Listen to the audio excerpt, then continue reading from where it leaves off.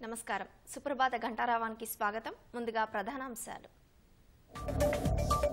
రాష్ట్రంలో పర్యాటక అభివృద్ధిపై సీఎం రేవంత్ రెడ్డి దృష్టి ప్రకృతి వైద్య కేంద్రం సహా కొత్త జూ ఏర్పాటుకు ఆదేశం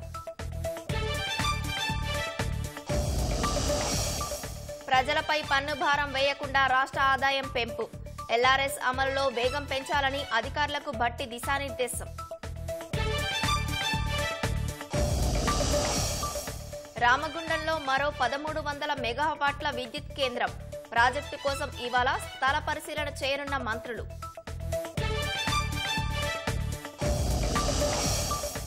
అక్రమ నిర్మాణాలకు అనుమతుల ముసుగు తొడిగే ప్రయత్నం కోర్టుకెళ్లి స్టే తెచ్చుకునేలోపే నేలమట్టం చేస్తామన్న హైడ్రా కమిషనర్